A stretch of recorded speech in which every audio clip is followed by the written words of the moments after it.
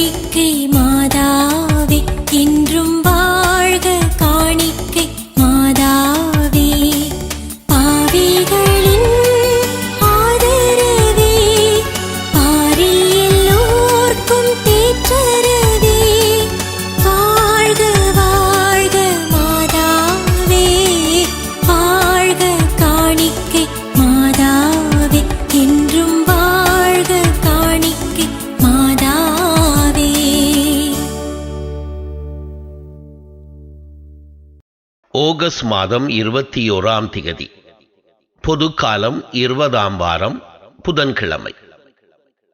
முதல் வாசகம் இறைவாக்கினர் எசேக்கியேல் நூலிலிருந்து வாசகம்.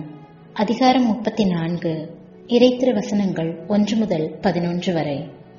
ஆண்டவரின் வாக்கு எனக்கு அருளப்பட்டது.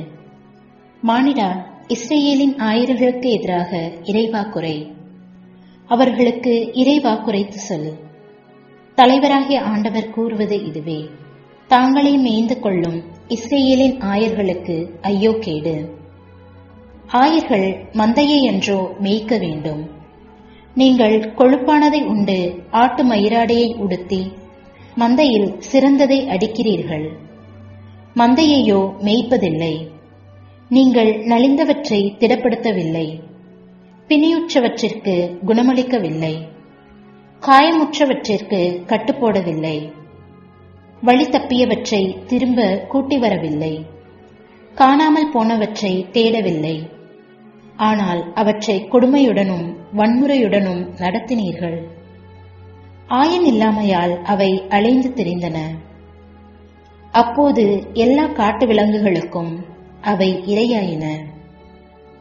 என் ஆடுகள் எல்லா மலைகளிலும் உயர்ந்த குன்றுகளிலும் அலைந்து திரிந்தன. பூவுலகில் எவ்விடத்திலும் என் மந்தை சிதறுண்டு போனது. அதை தேடவோ கூட்டி சேர்க்கவோ எவரும் இலர்.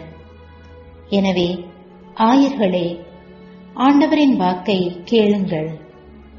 தலைவராகிய ஆண்டவர் கூறுவது இதுவே: என்மேல் ஆணை, என் மந்தை கொள்ளையிடப்பட்டது. எல்லா காட்டு விலங்குகளுக்கும் இரையானது. ஏனெனில் அதற்கு ஆயன் இல்லை.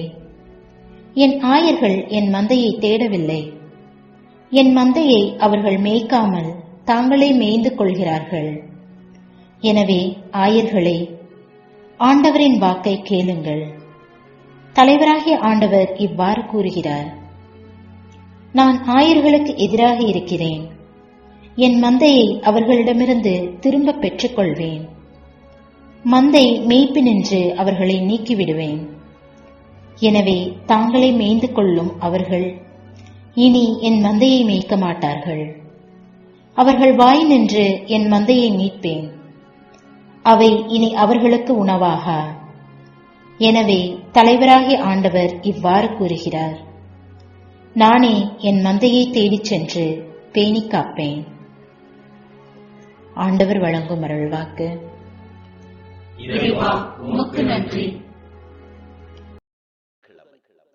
நற்செய்தி வாசகம். நான் நல்லவனாய் இருப்பதால் உமக்கு பொறாமையா?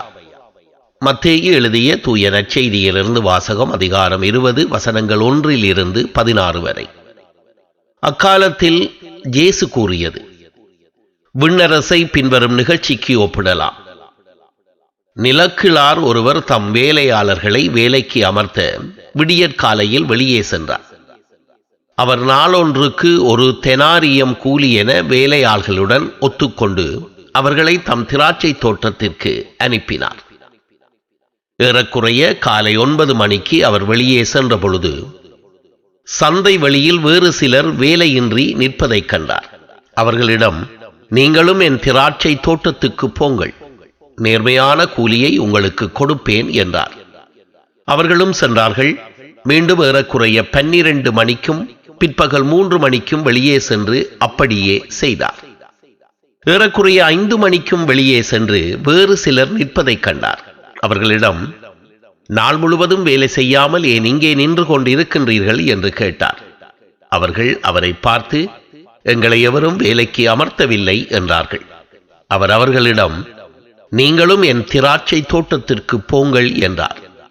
மாலையானதும் திராட்சை தோட்ட உரிமையாளர் தம் மேற்பார்வையாளரிடம் வேலையாள்களை அழைத்து, கடைசியில் வந்தவர் தொடங்கி முதல் வந்தவர்கள் வரை அவர்களுக்குரிய கூலியை கொடும் என்றார். எனவே 5 மணியளவில் வந்தவர்கள் ஒரு தெனாரியம் வீதம் பெற்றுக்கொண்டனர். அப்பொழுது முதலில் வந்தவர்கள் தங்களுக்கு மிகுதியாக கிடைக்கும் என்று எண்ணினார்கள். ஆனால் அவர்களும் ஒரு தெனாரியம் வீதம்தான் பெற்றார்கள். அவர்கள் அதை பெற்றுக்கொண்ட போது அந்நிலக்கிழாருக்கு எதிராக முணுமுணுக்க தொடங்கினார்கள். கடைசியில் வந்த இவர்கள் 1 மணி நேரம் வேலை செய்தார்கள். பகல் முழுவதும் வேலை பளுவையும் கடும் வெயிலையும் தாங்கி எங்களோடு இவர்களை இணையாக்கி விட்டீர்களே என்றார்கள். அவரோ அவர்களுள் ஒருவரை பார்த்து, தோழரே, நான் உமக்கு அநியாயம் செய்யவில்லை. நீர் என்னிடம் ஒரு தெனாரியம் கூலிக்கு ஒத்துக்கொள்ளவில்லையா? உமக்குரியதை பெற்றுக்கொண்டு போய்விடும். உமக்கு கொடுத்தபடியே கடைசியில் வந்த இவருக்கும் கொடுப்பது என் விருப்பம். எனக்குரியதை நான் என் விருப்பப்படி கொடுக்கக்கூடாதா? அல்லது நான் நல்லவனாய் இருப்பதால் உமக்கு பொறாமையா என்றார். இவ்வாறு கடைசியானோர் முதன்மையாவார், முதன்மையாவோர் கடைசியாவார். இது ஆண்டவரின் அருள்வாக்கு. கிறிஸ்துவே, உமக்கு புகழ். அன்புக்குரியவர்களே, சுவாமிநாதன் என்பவரது குடும்பம் ஒன்று காட்டில் தனியே வசித்து வந்தது. பொருளாதார அளவில் எவையெல்லாம் தேவையோ அவையெல்லாம் அந்த குடும்பத்தில் இருந்தன. குடும்பத்தில் நல்ல உறவும் இருந்தது. எனவே மகிழ்ச்சியான குடும்பமாக இருந்தது. சில ஆண்டுகள் கழித்து இக்குடும்பத்திற்கு அருகில் இரட்சகநாதன் தன் குடும்பத்தோடு வீட்டை கட்டி குடியேறினார். இரட்சகநாதன் சுவாமிநாதனை விட பொருளாதாரத்தில் கொஞ்சம் வசதியானவர். எனவே அவரது வீட்டில் சுவாமிநாதனுடைய வீட்டில் இருந்ததை விட விலை உயர்வான பொருட்கள் இருந்தன. இரட்சகநாதன் குடும்பம் வந்ததிலிருந்து சுவாமிநாதனுடைய குடும்பத்தில் பிரச்சனைகள் தோன்ற ஆரம்பித்தன. இதுவரை இருந்ததை கொண்டு திருப்தியாக இருந்த குடும்பம் இப்பொழுது தங்களுடைய வீட்டில் எவையெல்லாம் குறைவாக இருக்கின்றது என்று பார்க்க ஆரம்பித்தது. அவர்கள் வீட்டில் உள்ள தொலைக்காட்சி பெட்டி நம் வீட்டு தொலைக்காட்சி பெட்டியை விட பெரிதாக இருக்கிறது என்றான் மகன். மனைவியோ, என்னிடம் இருக்கின்ற சேலைகள் மிகச் சாதாரண சேலைகள் என்று குறைபட்டு கொண்டார். குடும்பத்தின் வருமானத்தை கூட்டுவதற்காக சுவாமிநாதன் முன்பை விட அதிகமாக உழைக்க ஆரம்பித்தார்.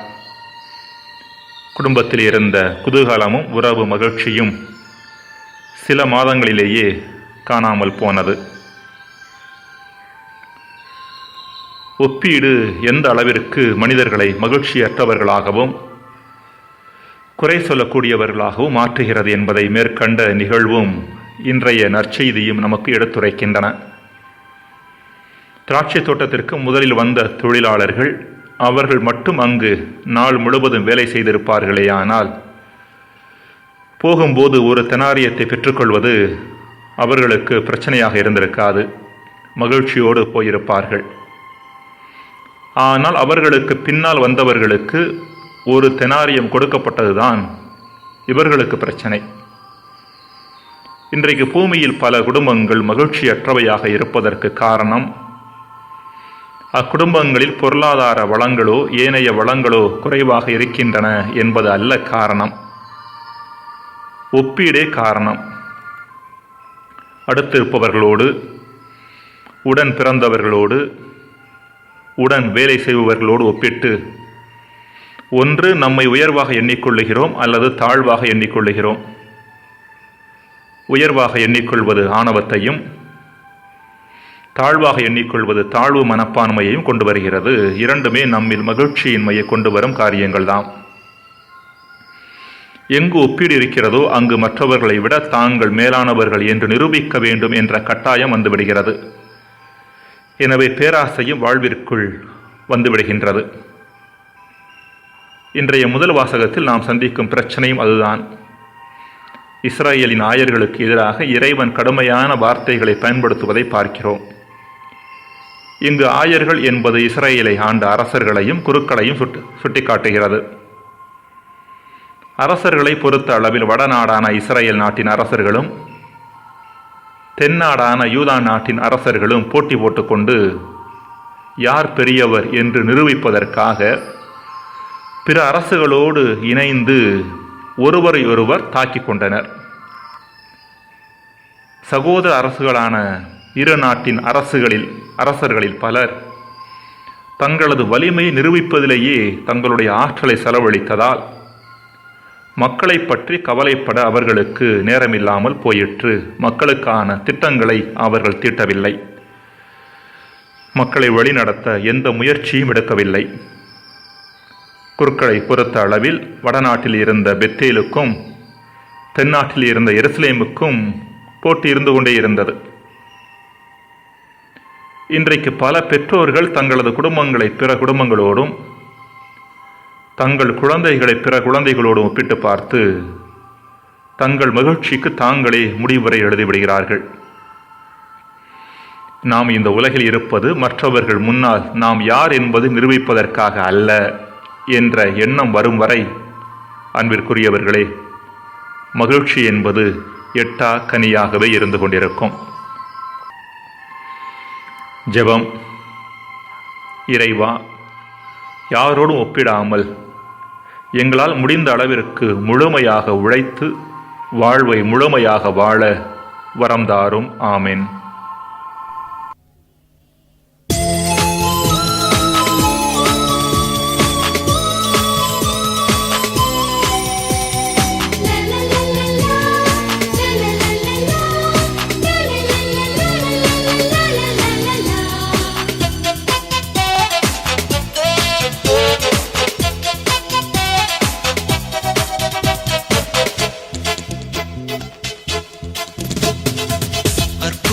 அன்பனின் அடி தொழவே அவரின் பாதம் மணி திரள்வோம்.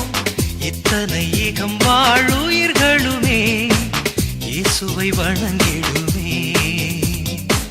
அற்புத அன்பனின் அடி தொழவே அவரின் பாதம் மணி திரள்வோம். இத்தனை ஏகம் வாழுயிர்களுமே இயேசுவை வணங்கிடுமே.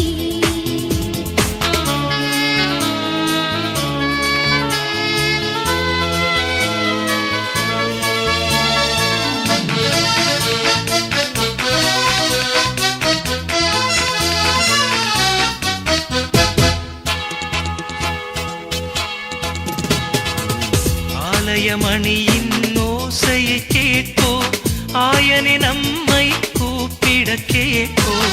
ஆலயமணியின் ஓசையை கேட்போம், ஆயனை நம்மை கூப்பிட கேட்போம்.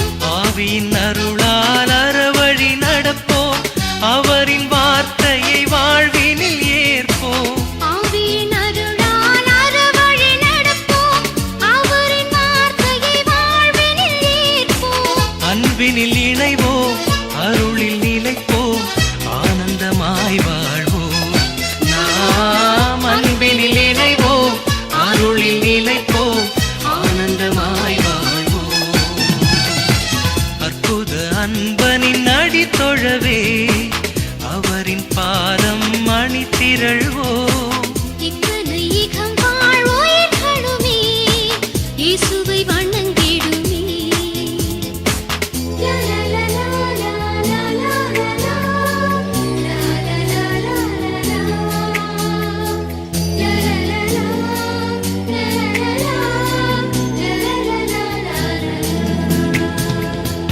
ஆலய கதவு திறந்திட பார்த்தோம் ஆண்டவன் சந்நிதி வணங்கிய நின்றோம்.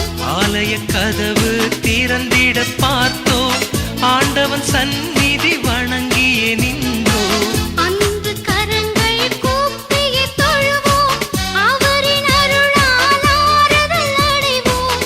அன்பு கரங்கள் கூப்பிய தொழுவோம் அவரின் அருளால் ஆறுதல் அடைவோம். அன்பினில் இணைவோம் அருளில் நிலைப்போம் ஆனந்தமாய் வாழ்வோம். நாம் அன்பினில் இணைவோம் அருளில் நிலைப்போம் ஆனந்தமாய் வாழ்வோம். அற்புத அன்பனின் அடித்தொழவே அவரின் பாதம் அணிதிரள்வோம். இத்தனை ஈகம் வாழுயிர்களுமே இயேசுவை வணங்கிடுமே. அற்புத அன்பனின் அடித்தொழவே அவரின் பாதம் அணிதிரள்வோம். இத்தனை ஈகம் வாழுயிர்களுமே இயேசுவை வணங்கிடுமே.